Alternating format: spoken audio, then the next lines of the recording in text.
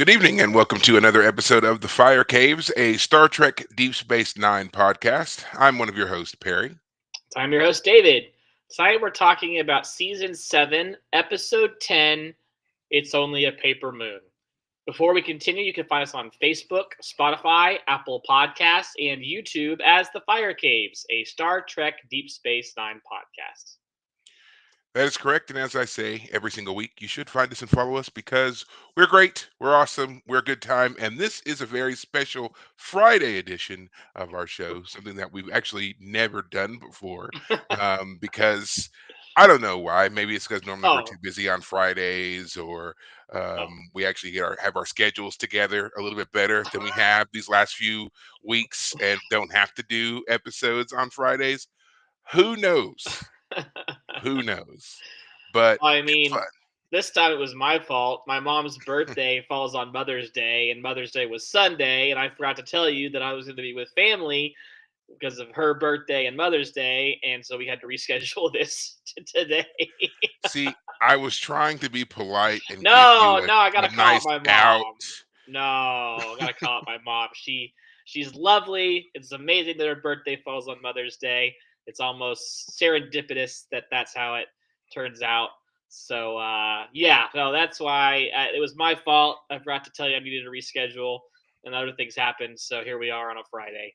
Um, but Well, yeah, fine, David. Want to be honest about everything. That's your business, I gotta guess. call out my mom, man. She's great.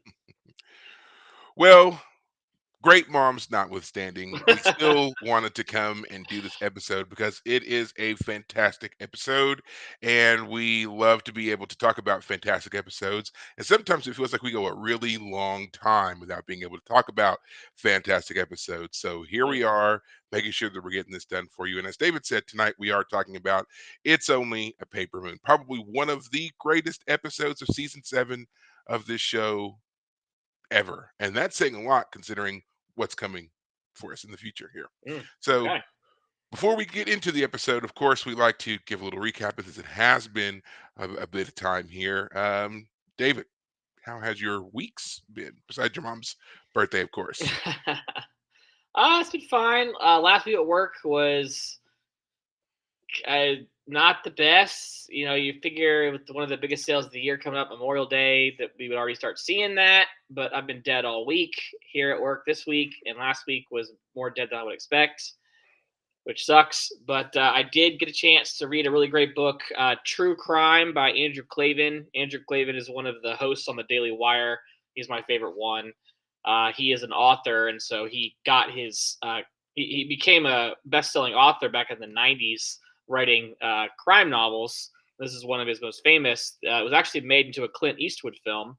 I haven't seen the film. I did see the trailer after reading the book, and I'm not sure that I really want to see the movie because it sounds like they changed a number of things. It didn't get the best reviews as a movie, but the book was really good.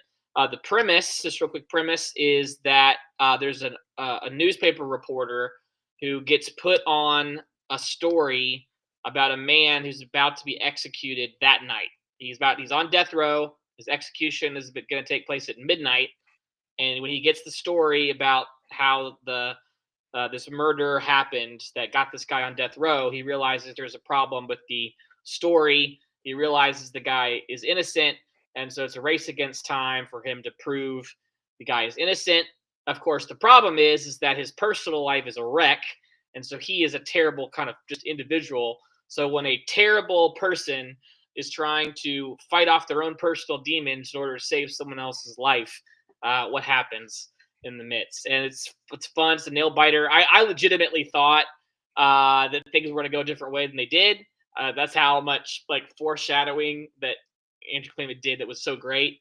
Um, and I'm glad I'm mentioning his name, Andrew Clavin, tonight because I'm going to bring him up briefly again a little later on. I'll explain when we get Okay. there.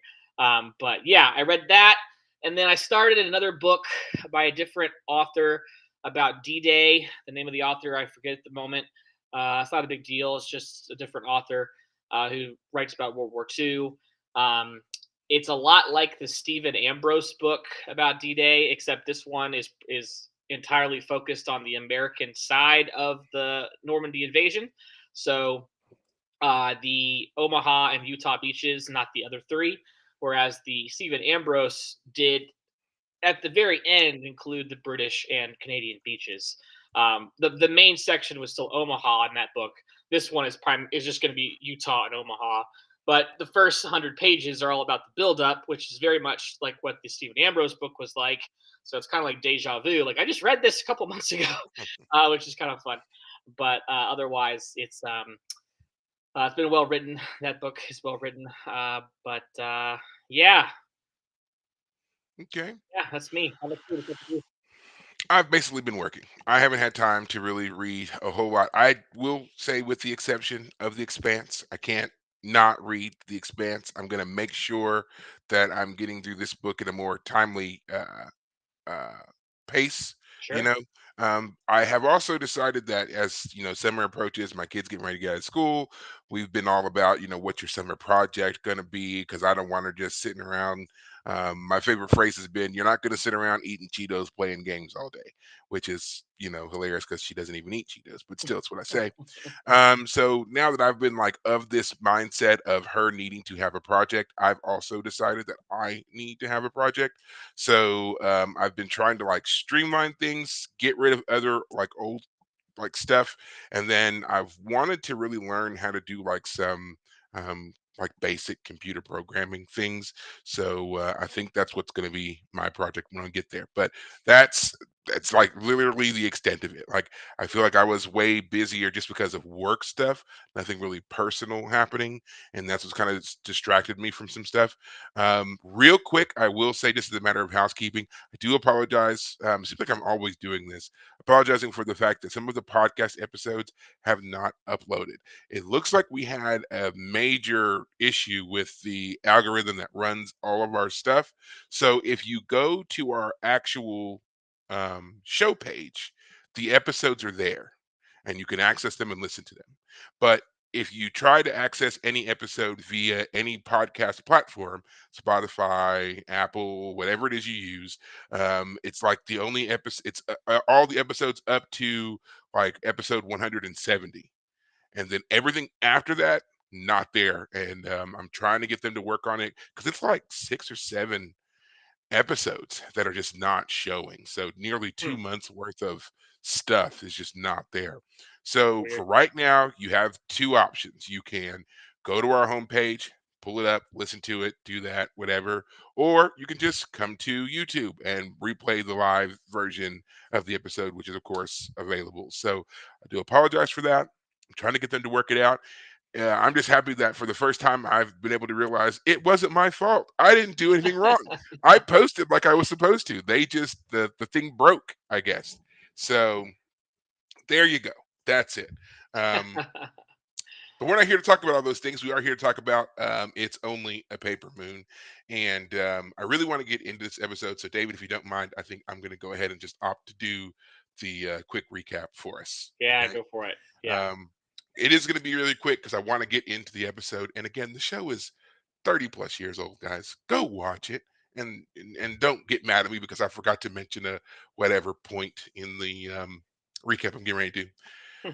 So, anyway, this episode is following up from the siege at AR 558, where we saw Nog take a shot in the leg, which caused him to lose said leg. And he has been on medical leave ever since. He is now returning from medical leave, complete with his new prosthetic limb. As far as the doctors are concerned, the limb works great. It's just like any other, leg. But when we see Nog, he comes off the shuttle and he's walking with a limp and a cane. Um, Everybody is there to greet him. Even surprisingly, Worf was there, which I know we shouldn't be surprised, but it's like they made a big deal of panning around and showing everyone, but they you don't see Worf until the tail end when Nog is like exiting the cargo bay area, and then you see Worf just like standing in the background. I just thought it was a weird shot to finally see him standing there. Um, so as I said, Dog is on medical leave, and doesn't want to have any kind of fanfare ceremony, anything like that, about his return to the station and everything. He starts to drive Jake crazy because he plays the same song over and over again. He keeps playing "I'll Be Seeing You," which is sung by James Darren, sung by Vic Fontaine. It was the song that Dr. Bashir played on the Siege episode right before the Jem'Hadar soldiers attacked, and he's now become kind of obsessed with that song. He plays it nonstop and incredibly loud, much to Jake's dismay, and he's pretty much isolated himself from everyone. He doesn't want to return to duty. He doesn't want to do anything other than just listen to this song and lay in bed. Um, His Ezri leg is still next. hurting really bad, though. We should mention He that. well, he Yeah. says that it's hurting, but as we find out from Esri and others, that it's all psychosomatic. He doesn't actually have any pain, nor does he need the cane or have a limp. It's all in his head, and that's part of his therapy is trying to get over it. But he's not really responsive to therapy, as we see when Esri's trying to talk to him. He tells her over and over again he just wants to be left alone.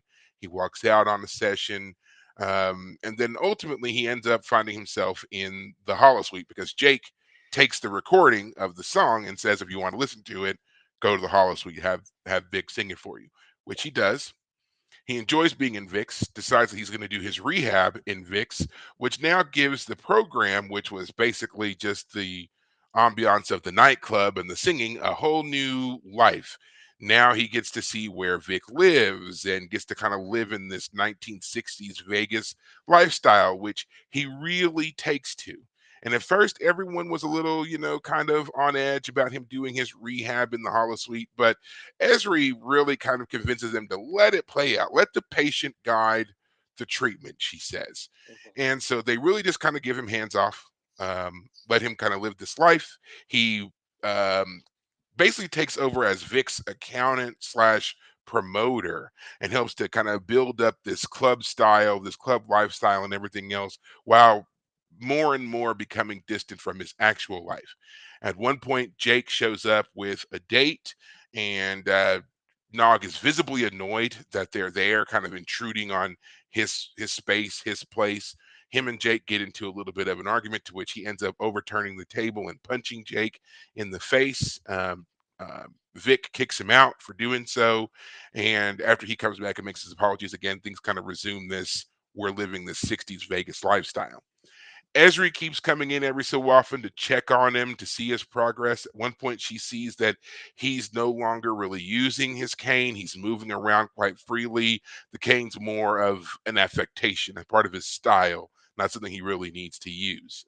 Mhm. She talks to Vic a few times to see what he's doing to track his progress, and she begins to realize that Vic has kind of lost the plot here a little bit, and he's more focused on the fact that he's not kind of, but he's living a life. He's getting to experience being on all the time and having a little bit more autonomy.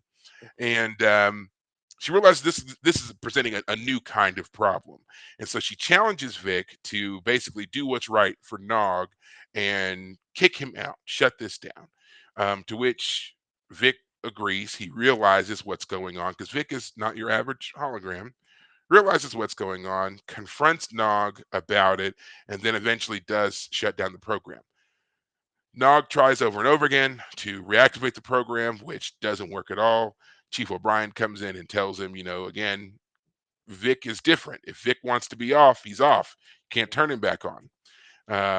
After that, when the chief leaves, Vic does appear. He tells Nog exactly that, hey, we've run our course here, and your real life is out there. And if you stay in here, you're just going to die in a totally different way. Nog confesses that he's really just afraid to resume his life, that he was like your typical young soldier. He came out of the academy believing that he was on the side of the victors and that nothing would ever happen to him. And suddenly he not only watched a bunch of people die, but he got hurt himself and he realized just how real the war was, and it terrified him. And so, again, through talking with Vic, he realizes that even if he's terrified, you can't hide from your life. And so he exits the holodeck where he embraces his waiting family, his father, Lita, and even Quark, who has is oddly, comforting in this episode for what little we do see of him. Nog eventually does resume his duties, puts back on the uniform, but he has a special gift for Vic at the end. He has made arrangements with Quark to keep the program running 26 hours a day, actually allowing Vic to continue to enjoy the lifestyle he's now become accustomed to. So, a nice little gift send off for Vic for all that he's done to help rehab our favorite little Ferengi here.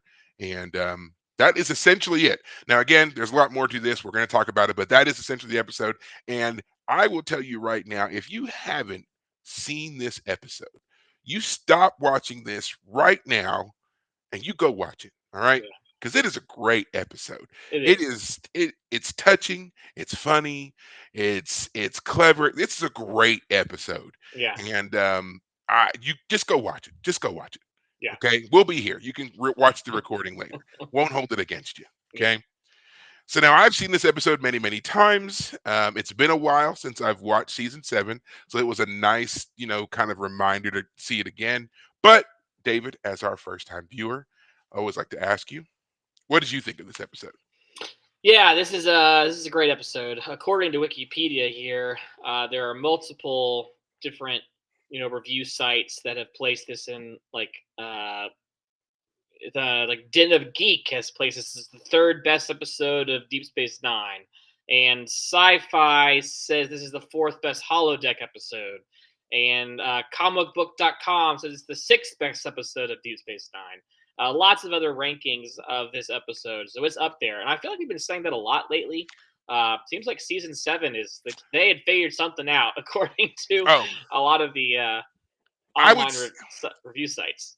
I would say they figured something out by like the end of season 5 and then going into season 6, Sure, and then it was just the brakes were off by season 7. There right, was no stopping them. right. As I've told this story many, many times, Deep Space 9 is kind of the redheaded stepchild of the Trek franchise. It was to a certain degree forgotten Hmm. between Next Gen and Voyager, and even the showrunners will tell you, that by the time any of the big wigs at Paramount actually got back to paying attention to what the show was, they were in full on war and there was no stopping them. And they were just like horrified, but like, again, they couldn't stop it. They were too Yeah. close to the end. Yep. So, thank you guys for not paying attention because we got some of the greatest television from the 90s in this, Yeah. and it's stuff that not only holds up to this day, but is actually kind of coming back around for both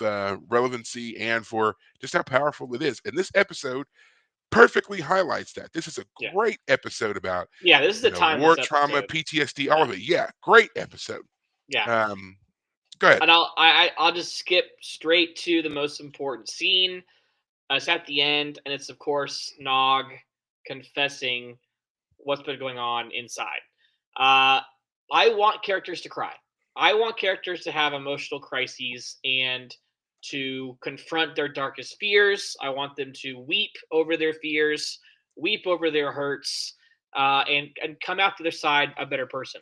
Kira has done this. The episode that really highlighted that was the one where the Cardassian.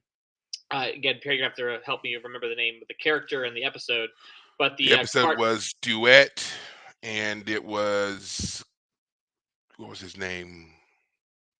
Goldar Hill. yeah, the one who Kira had kind of taken on as a fatherly figure in her life. Because there's another episode where they briefly thought he was her father, but anyway. Oh, But when yeah. she Okay. found out that he had been a part of the Cardassian occupation, she had a break with him. He was trying to recover from a deathly illness, and he ultimately dies. But Kira is wrestling with whether or not she wants to reconcile with him before he dies. And there's a scene where she has. I wasn't a huge fan of that episode. I remember saying that like Kira having that emotional moment where Nana visitor is having to like bring the tears, and these aren't sad tears, these are angry tears from Kira. Um, Great scene. It like redeemed the whole episode for me. This one didn't have anything it needed to redeem for me. It was a great episode all the way through. But then Aaron Eisenberg as Nog brings it home. I mean, Hmm. Hmm.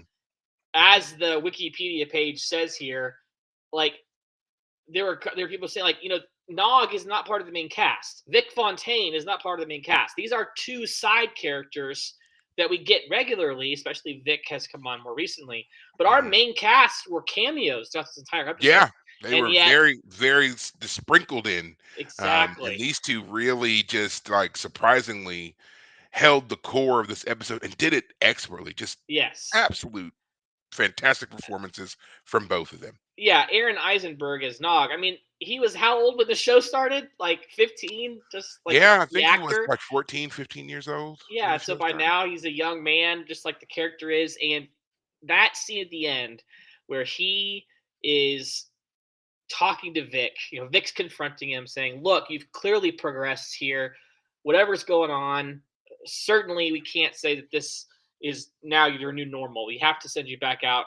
You have to resume your life." And he talks about how losing his leg allowed him to realize that he could die, and he's truly. I mean, I don't know if the actor is able to truly, if Aaron was able to truly bring tears, or if they gave him tears or what.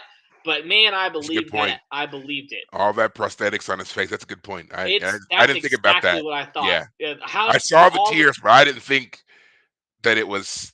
I didn't think it was fake. yes, So, but that's a good point. Like, I mean, because if you've ever seen them do the makeup for the Ferengi, there is a layer of latex and everything else that goes all over this area of their face. So, right, I mean, I wouldn't put it past them that they had to help him out because I mean, there's sure, an extra layer there over right. the eye. But if he was able to do that himself, I mean, that's even better. Yeah. Great scene. I believe the Yeah, character was crying. I believe the actor was at least in the emotional place where it was believable. And it was a great moment. And so for me, that was like just that's what I want. I want yeah, characters yeah, having to have. I mean, let's be real. I mean, there's so many times when an episode reverts back to the status quo, whatever crises we had. Well, it's over. We're done. We're back to normal. The episode where what was just a few episodes ago where they were defending the planet. What was that? The siege of what? Siege of AR-558. Like that was a good episode too. But this is the perfect follow up. Like Yeah, he was the character who actually suffered. Other characters died, but they weren't part of the main cast. He was the only one who suffered anything traumatic, going forward from that episode. And this was a believable explanation of what a traumatic experience would be like and how someone might try and cope. Um, yeah, I'm reminded of the episode of House where there's House's downstairs neighbor is a former he's a veteran of the Vietnam War and he lost an arm in a mine explosion and he's angry at House for being loud and whatnot and House kidnaps the guy in his own apartment and forces the guy into a box. It's two hands into a box. One hand's not real or is a prosthetic and it's just a hook, and one's his real hand. And he says, push your hand in the box, and there's a mirror showing the other side where his hook hand should be. And he says, clench your fists and then unclench it. And it basically forces his brain to like release his missing hand, release the missing hand. And like that's what I was thinking this whole episode. Nog is having a similar experience. He's having to release that, as you the said in your the recap. trauma, yeah. It's his leg is supposed to work. He doesn't need the cane. He says Mhm. he feels pain, but really it is psychosomatic. So I love that idea that they need to get him out of his head. I mean, he's the Ferengi, so put him in charge of a nightclub. It's a fake nightclub, but give him a nightclub. And he was Um, in it. He was invested, man. He was just, and even when Nog and not Nog, but Rom and Lita come to visit, and he's like, "We're yes. making money hand over fist," and he's like, "It's holographic, man. Like, kind of, snap out of it." Yeah, yeah, exactly. Um, Now, before we get too deep into any other things, I just want to take a moment to really just talk about the character and the actor, Nog and Aaron Eisenberg, Sure. because um, when we were first introduced to Nog, he was really very much supposed to be kind of a one-off character. He's just one of the little kids, one of the few kids that's on the station, and he's also an inherent troublemaker, as a Ferengi whose uncle runs the gambling establishment. We just didn't see much in the way of positive potential for this character. Right. But because of the way that he's portrayed by Aaron, he ends up becoming one of the best developed recurring characters probably in the entire franchise. Yeah. Hmm. He goes from, again, young troublemaker, very problematic kid who's most likely going to end up in jail, to Starfleet officer, and we even see in one, future tense, Hmm. he's a captain. Yeah. And it's such a great turnaround, and it starts with a wonderful episode that really didn't have a whole lot else going on for it, all the way back, and I think this was like season 2 or 3. It's called Heart of Stone, and it's where young Nog comes to Cisco and asks for Cisco to sponsor him into Starfleet Academy. Right. Now, that is the kicking off point for his career into Starfleet. But before that, his hanging out with Jake is what ended up getting him turned around on things. Right. They had been both students at Keiko O'Brien's school. We saw that Nog at one point was struggling to understand the concept of the lessons that she was giving them, and he and Jake were sneaking off, and Jake was actually helping him, giving him extra practice. And Cisco was very adamant at first about Jake not hanging out with Nog, did not want him associating with Nog at all. And when he finally caught up to them and he spied on them, he was wondering what these two were up to. Sure, they were about to do something horrendous. And he found them tucked away, safe, secure in a corner, with Jake teaching him, I think it was math they were Yeah. going over. Yep. And he was so proud of his son and so happy for Nog and relieved, and then things just kind of snowballed from there. Right. But that scene in Heart of Stone where Cisco confronts him about why he wants to get into Starfleet, what's the real reason? I think that's the first time we see the ability and genius of Aaron Eisenberg, because he really sold that scene where he's talking about how he didn't want to end up like his father. His father is this mechanical genius, but the best he could ever hope for is someday inheriting his uncle's bar. And he doesn't want to end up like that. He wants to do something worthwhile with his life. He wants to be a part of something else. And he gives such an impassioned speech. It's another great episode that just kind of takes you by surprise, because you're just not expecting that from this character whom we've only ever seen up to this point being in and out of trouble. Right. And so now here we come, all these years later, all the things he's been through, from cadet, from Red Squad, from captured with Garrick, and Garrick tried to kill him on Empok Nor, the sister station. All of that to now he's this full-fledged, fully realized adult Starfleet officer. Yeah. And I don't think that we've had a single character in the whole history of the franchise who has shown so much personal growth and Yeah. development. It's not to say there haven't been like moments of it, but such a complete Yeah. trackable history, Yeah. and delivered so well every time, from Aaron. Just phenomenal characterization. I've loved it, and I mean, it's one of the things that actually helped to redeem Ferengi for me, because I was a notorious Ferengi hater, Yeah. and if you watch some of those TNG episodes, I think you can understand why. Well, But I love the idea of him schmoozing with customers. Meanwhile, he's got this face full of jagged, sharp teeth. Like, not yeah, exactly my idea of a guy running a Las Vegas establishment, but okay. But yeah, I totally agree with your assessment of his character arc being the most profound. I mean, because let's consider it. Most characters are adults. They're settled in their positions on the ship. It's not about them supposedly growing as people. It's about them confronting interesting questions in the sci-fi genre that we're in. The only other characters who are children like this, I mean, I'm sure there are other examples, but that we can immediately address are, of course, Jake or Wesley Crusher.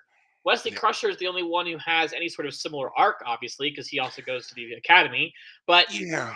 but he doesn't start off with a troubled past. No, He's he's already a boring. wonder kid. Yeah, He's he's boring. He's yeah, perfect already. His only failing is that he's too young to right. really do anything, but he still does stuff anyway and And then never he's gets in so trouble for awesome it. that he gets to become a god at the end of the series. Like Right. that's That was their only option for Wesley Crusher. He's so good. We have to elevate him to God status and yeah, send he's him too out into good the for the universe. Federation. He's too good for this plane of existence. Get him out of here. Yeah. Um. So and Jake, I love Jake, but I feel like Jake is unfortunately as a character they had trouble figuring out what to do with him because making him a writer is just hard. I mean, we're on a visual medium, so having someone as a writer as opposed to doing something that's more visually appealing is just hard to do. But Jake also feels like he hasn't moved on really. He hasn't dated in forever. I'm so glad to see he has a date this episode. Um, it, like what does Jake do anymore? They really did stymie Jake's development. It's almost like they started throwing him into episodes here as like an afterthought because it was a sudden realization. Oh, we haven't seen Cisco's son since season 4. We might want to address this issue here in season 7, where he's been and what he's been up to for the past 3 years. I mean, and they just kind of make it seem like he's just obviously been living and doing something on the station. I Right. mean, he's still in the quarters. You know, when Nog comes home, they're still sharing the quarters. That we saw them start that again in season 4. Was that You know, season 4? Wow. yeah, because Nog, because that's when Nog comes out of the academy, Was and that they long ago? tried to Wow. be, yeah, they tried to be roommates, but then they had their little dust up, and Cisco, manipulates them back together, and here they are. But we Right. don't really see anything else from Jake's side for a while, and that's kind of been my complaint with Trek in general is I feel like they don't really know what to do with children. They've never really handled children well, and Yeah. it's odd that Nog got such a shining storyline throughout this whole series, but it also says something that it took this long for us to get it. Again, a Right. character introduced literally in the pilot episode of the show, and we're only getting these bits and pieces, but at least they had a believable explanation for him. Right. He went off to the academy. That's why you don't see him for a Right. while. Right. Um, Another child that suffers is Worf's son, Mm, Alexander. We yep. see him at a very young age. I think when we first were introduced to the character of Alexander in Next Generation, Alexander was supposed to be about 3 or 4 years old. Yeah. Then we see him intermittently, and he seems to have huge leaps in age. Like one minute he's 3, the next got to be 9 or 10. You Yeah. know, His aging is definitely strange. yeah. Speaking of which, again, I mentioned to you all the time. YouTube presents clips from various Star Trek episodes, and is it a reversal? The one where Kalar shows up and she has Alexander with him, and hmm Worf. It's the same episode where Gowron becomes the new leader of the And Klingons. But Duras murders Kalar, and then yeah, Worf murders Duras. yes, and it's a great episode.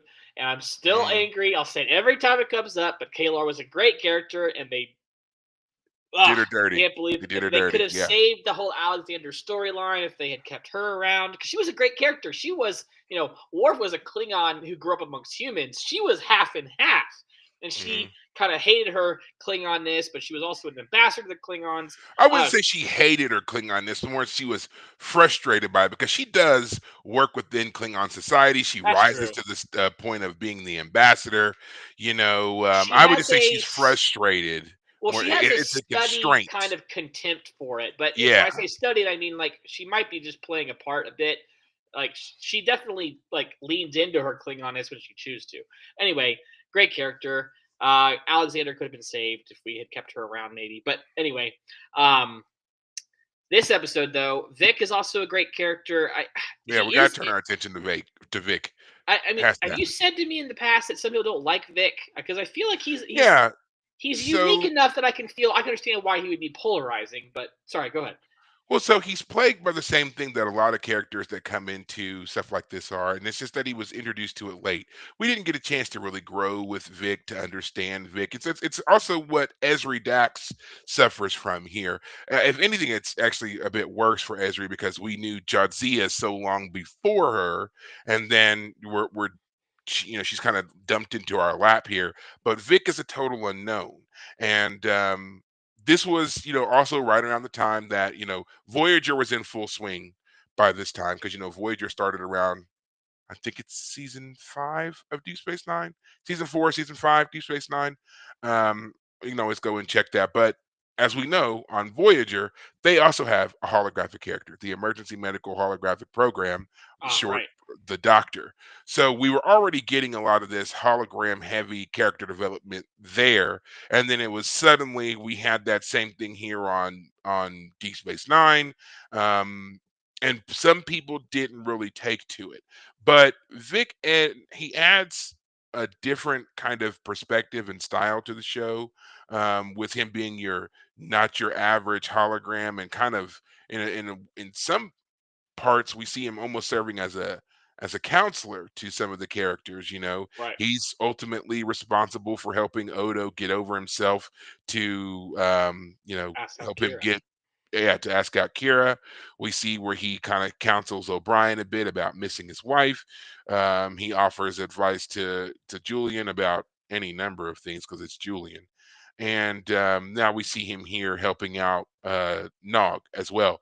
So the character definitely has an interesting relationship with a lot of the cast. I mean, heck, even Worf is in on it to a certain degree, because Worf knew how much Jadzia enjoyed his program, and so while Worf may not himself enjoy it, he still goes because it's a place that Jadzia liked.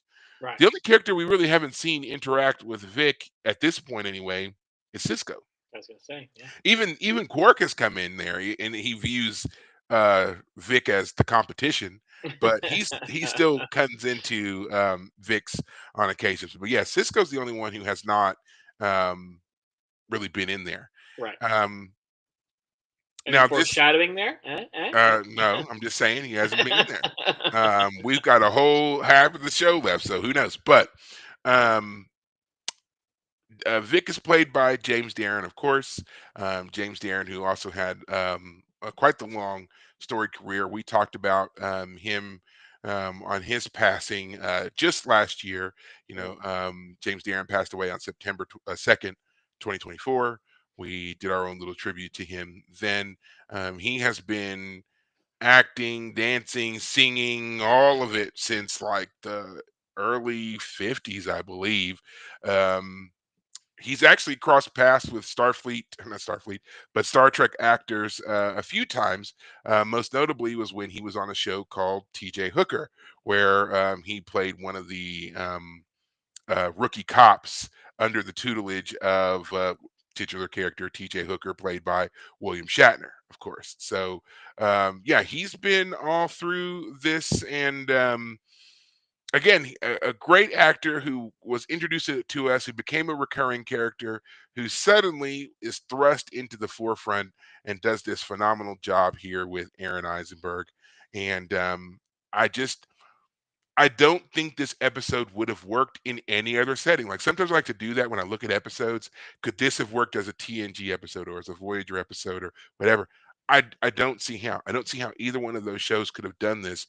And especially considering, like, with Voyager and how holodeck heavy the show becomes at one point. mm, They have they do their own holodeck landscape. They have a town they set up called Fairhaven at one point, and it's also an open door program that's running all the time. right. Which, of course, shenanigans ensue when you do this. But yeah, I mean, they do their own thing too. But I don't think that it would have worked. Like, the feel of the show, um, all of it never would have worked there versus here and this particular crew and on this station.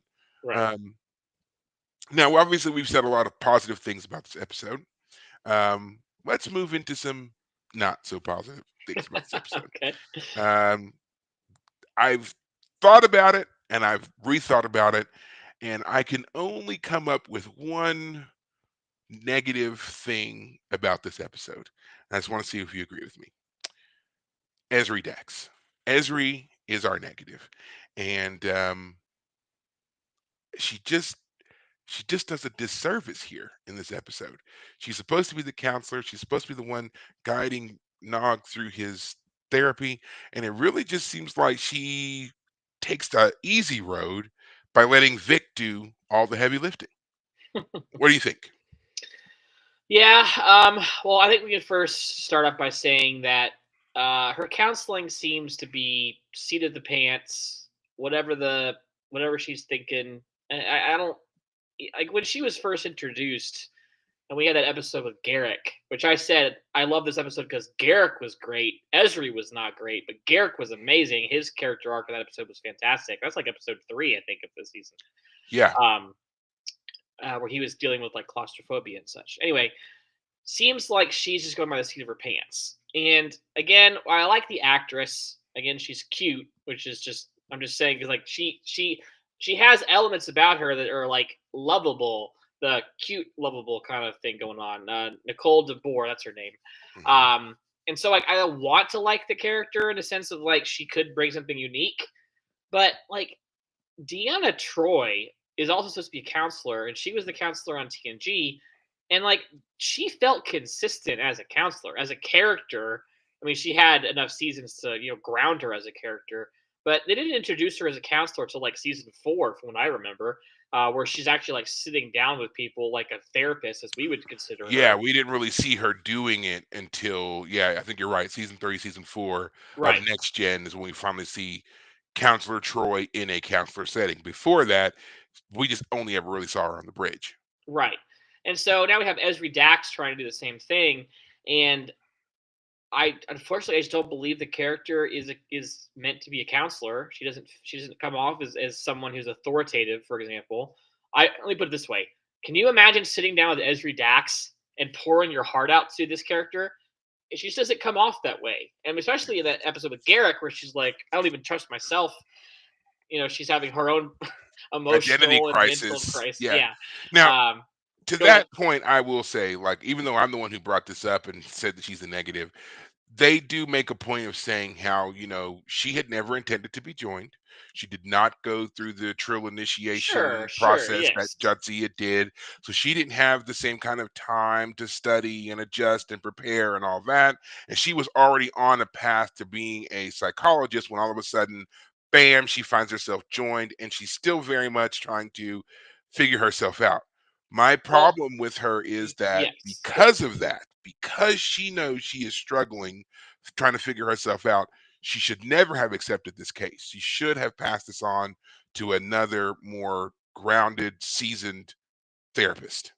Well, and I would also say that I feel like her her having training as a counselor should have given her some sort of jump start on the joining process on some level. Like, how much is she able to bring her own training in on herself? Is what I'm trying to say. Maybe it's hard. Don't get me wrong. I understand it's supposed to be unique, but I just feel like the character would be served better if she wasn't a counselor. I just think that Mhm. that role is just not right for her.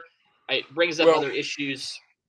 I don't know Well, what else they and could I have don't, done I with don't her, know, but and I'll have to look this up because I don't know if they ever really talked about the character of Esri being anything else. But I sure. do know that there were several conversations about how to bring in this character and what she would need to be. And I just don't know what else was battered around before someone said counselor. But I think that the main point they were all trying to make was we don't want her to be Jadzia Jadzia. 2.0, Right, legitimately just replace her all altogether. right. Yeah, she even does the And exact same job, etc.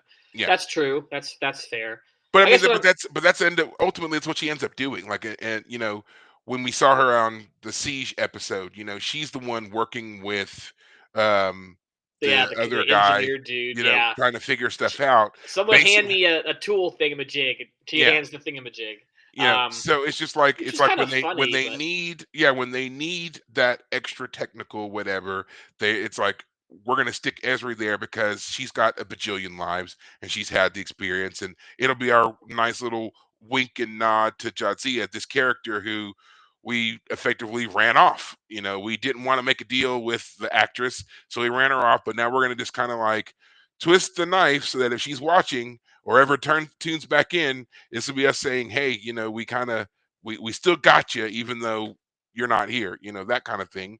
Yeah. Um, and I think you're right. I feel like if they had done something else with her character, maybe instead of her being a counselor, maybe she could have been, um, I don't know, a weapons officer, a security officer, I would have made her like something. a great diplomat. Make her like the super diplomat because like she already has what was Curzon? Curzon was a great diplomat. She's supposed to be the new diplomat toward the Dominion. Like we're gonna figure this out. We've had the Right. war going. Our That could give her official ambassador to the Dominion, whether they she need an ambassador or not, you're she it. could be great tension with Cisco because then it could be like he's being one upped. This is the same character who was already a diplomat, so he knows. I think we could have done something there. Anyway, I that's what my suggestion would have been.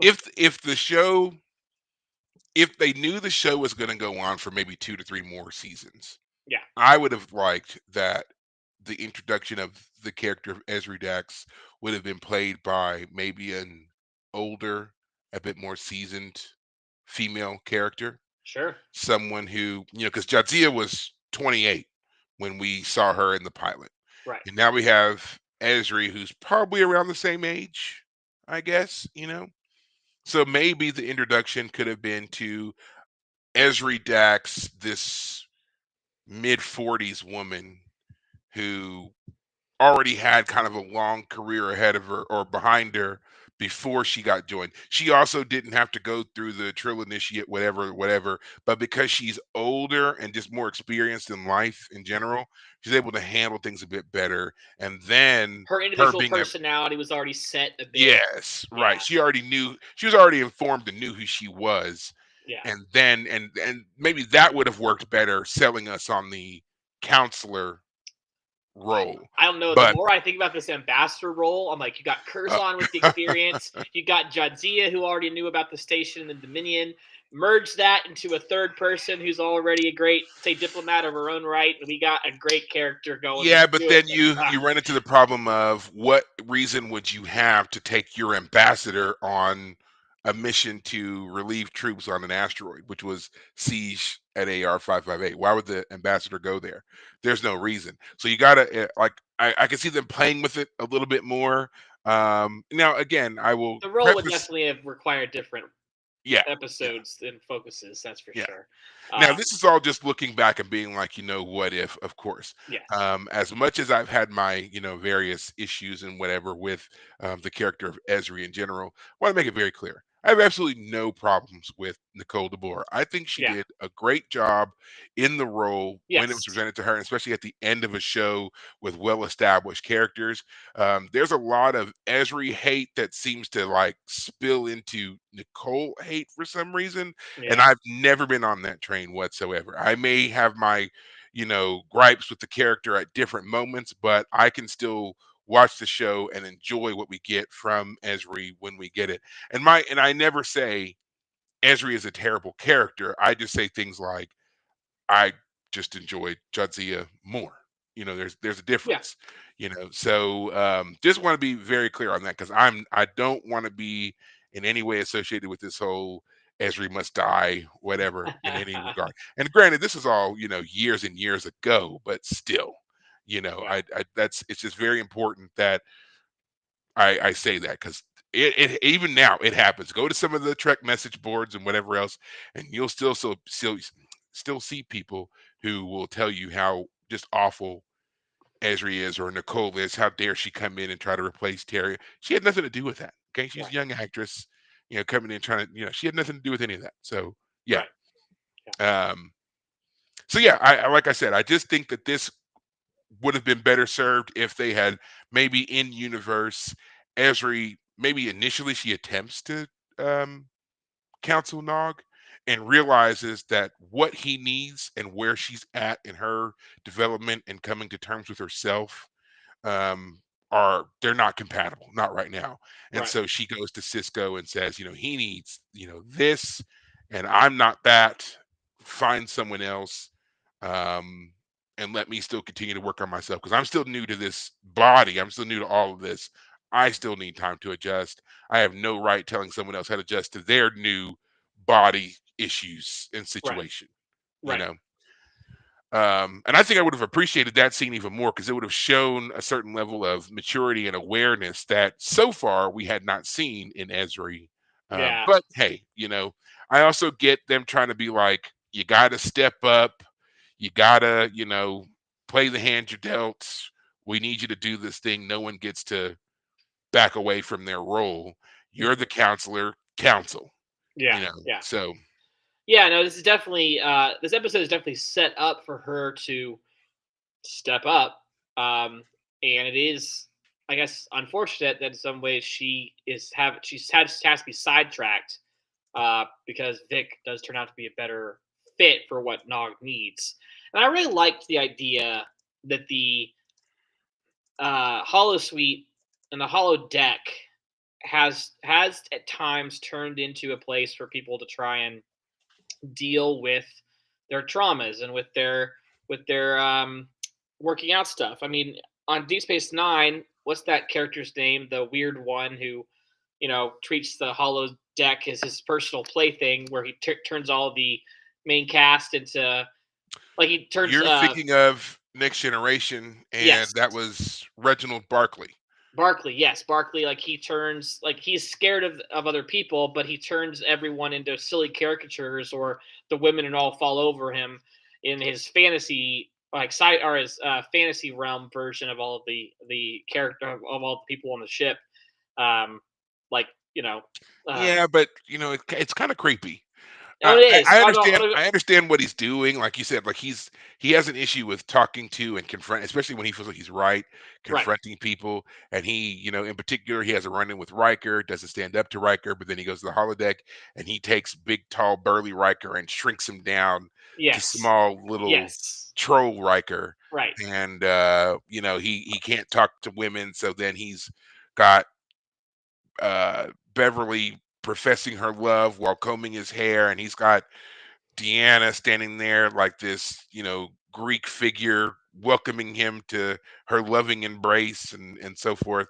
Um, yeah, I mean, I get it, but at the same time, it's like Star Trek shows us, maybe unintentionally with holodeck technology, the importance of rights to privacy and copying someone's image without their knowledge or Yeah, consent. 100%. And yeah, in like the real world implications, if someone ever told me they had created a holodeck and inside the holodeck they can create anyone, recreate anyone, anything, 98% time, effectiveness. Yeah. yeah, Parody I'd for be me like, is 98% version of parody for you. and the way that it works, you gotta walk in so it can scan your image. And I never, nope, you ain't getting me in there.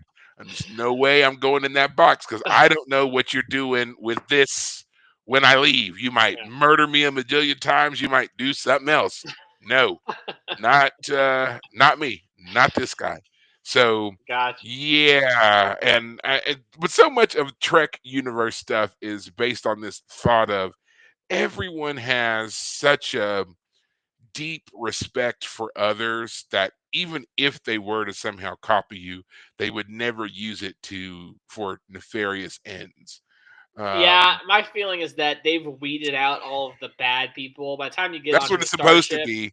By the yeah, time you're on a all ship of the like people the who would have had a Enterprise, problem, yeah. yeah, by the time you're on the Enterprise, it would never in a million years have occurred to you to create a holographic sex person. Yeah, You know, exactly. But anyway, what I was getting at with bringing up the Hollow Suite here is that it's a very clear analogy to things like video games.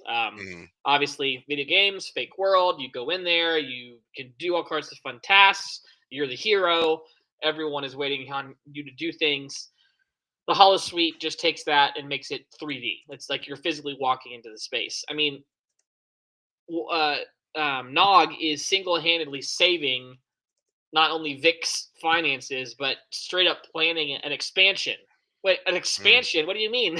You're in a holo suite. Yeah, There's no expanding to expansions. where? Right. Expanding to where? Where you going? Yeah, well, you want to put the card tables here and the slots over there? What are you talking You know, about? Like, actually that's a good analogy. I didn't think about it that way. Like with video games yes. and how invested we get in them, Hmm. but it's a game and you turn it off. It means nothing. Like once that's off, it's off. Right. there's nothing else to it, but we become so invested in it, and they do become so important to us, Right. and they, this ability to escape certain things. The And holodeck that's is definitely an outgrowth of gaming technology. I yeah. will agree. That's yeah. I mean, so there are people who talk about game theory, like how to motivate people. How do you motivate kids? Game theory. Give them tasks that are game like oriented, where they have a reward at the end and it's clear, what you get from it. Anyway, using video games to help motivate people, like that's clearly an idea that you could make out of this. And what I'm getting at with that is that there is a place, I would argue, for escapism. Video games, books, movies, TV. Obviously, we're talking about a TV show. We like our escapism. But the escapism is not supposed to be permanent. It's not supposed to replace our real lives. And while it's probably true that some people treat video games like that, they make their lives out of their video games. Can you imagine if you had a 3D world that you couldn't tell the difference? I mean, there are other, of course, mediums that have addressed that. Well, I Ready mean, Player One, and there's a active Reddit right now that talks about that, and it's like we're a part of the simulation or whatever it's called, and that if you pay close enough attention, you can see glitches in the in the Matrix. simulation, Yeah, and deja vu, it's baby. very compelling. Like if you ever are, I believe that you It's need to not have a real. certain. Well, yeah. Oh, the bird thing gets me.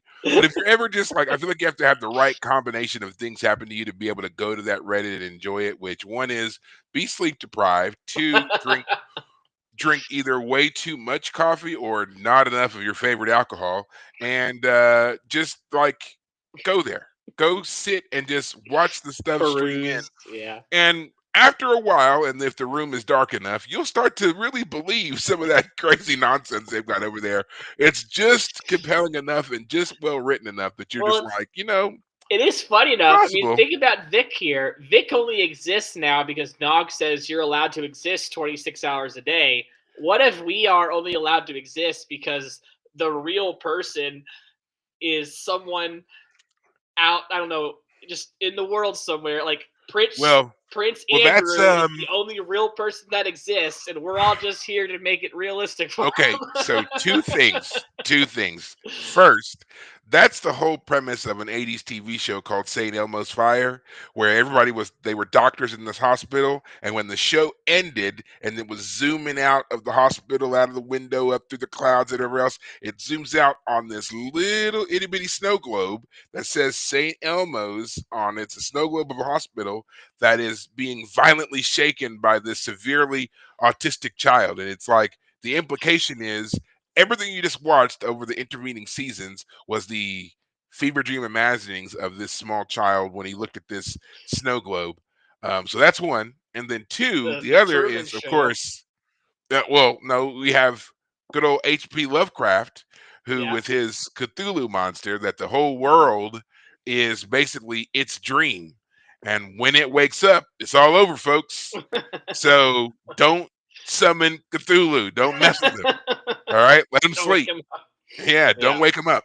Gotcha. Gotcha. So Well, the Truman yeah, Show is another one where the whole idea everything exists for Truman. Um, None of the characters he encounters are real people; they are just actors playing parts, etc., etc. which But I remember watching that movie when I was a child, and I thought it uh, was a great movie. I saw it again maybe a year ago. Horrified, was absolutely horrified. Like just thinking about it. Like there's the scene where he's walking down the street, and one of the lights falls down. from the falls. Like when you The realize what rain. he's realizing. Yeah. Yeah, and then when it's raining and then he moves and it slowly moves over, I was like, could you imagine the trauma when you figure that out and leave that environment? Oh yeah. Oh my God. And then the scene where his friend is like telling him, remember when we were kids and this happened and we've been best friends for forever, and the last thing I would ever do was lie to you. And you're hearing, and it's like those are words being fed to him by director Ed Harris up in the sky.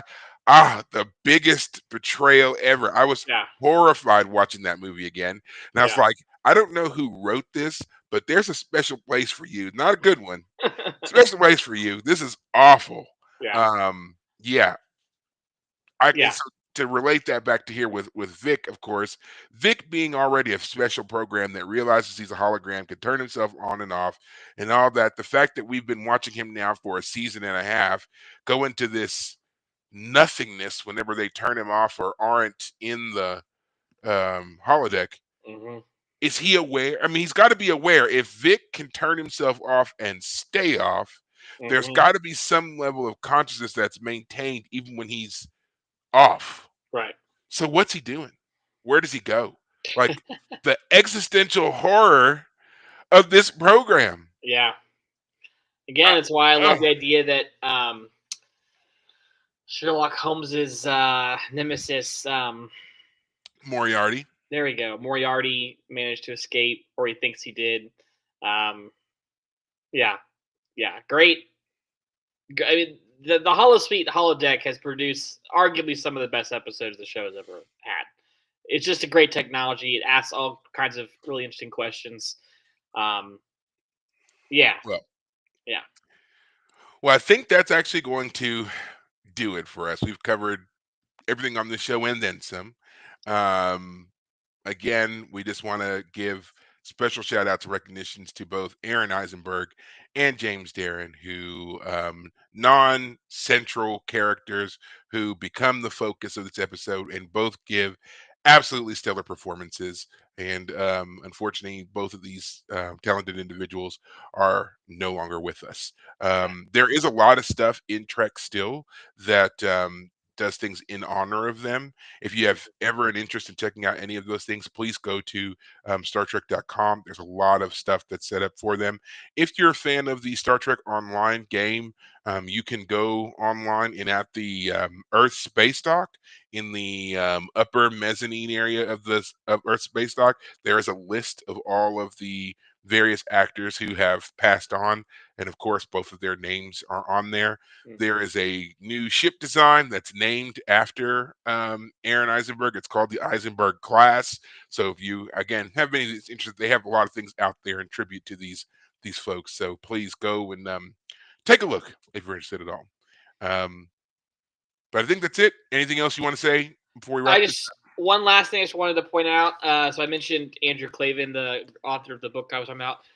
He talks. He's mentioned several times that the movie Shane, which is the one that Nog is watching, it's the black and white Western picture he's watching. He says he didn't like it. He likes something else. Well, I just wanted to mention that Andrew Clavin has talked about that movie. It's kind of a one of the it's considered one of the classic westerns apparently. And I'm no expert in those older movies, but that's the same movie that the movie Logan, which is the one about Wolverine. You know, he dies and that one. It's the same movie that the Logan movie we referenced at one point. So it's the movie Shane actually has a pretty long running popular certainly amongst directors and Hollywood types has a lot of influence in Hollywood. The line "There's no living with the killing," "No living with the killing," is the classic line at the end where the character Shane, who is one of the last cowboys, last kind of lawmen, he's kind of one of those anti-hero types. He's the one who has to kill the villain, but the boy wants him to stay, and but Shane has to ride off, and he's not meant for civilization, basically. And it's if you know the story, the reason it's kind of important to this episode is that Nog is kind of experiencing some of those same questions that Shane, the movie, brings up. You know, what does it require of people to sacrifice themselves in order to bring civilization to the world? Because the Wild West was a rough place for people once upon a time. So, anyway, that's the one last thing I wanted to say. But otherwise, this is a great episode. I can see why people really love it. I love the fact that Aaron Eisenberg as Nog played the part so well. That last scene of him really kind of breaking down his emotional journey was super impactful. That's what I want. I want stuff like that, and every time I get stuff like that, I am super pleased with whatever I'm watching. So, yeah, Whew. Well, you know me. I always say if you think it's dark, go a little further because there's something else you're missing. Yeah. So, but that's just me. But yeah, I think that's going to do it for this episode for now. The only new Trek updates we have is that season 3 of Strange New Worlds is scheduled to release this year. Most likely, it's going to coincide with Star Trek Day in September. So just hold the line, wait until September. They're going to drop the episode. Also, the first episodes for the Star Trek Starfleet Academy show is slated to appear next year. 2026. So it looks like we're going to have at least 2 shows running for a little while.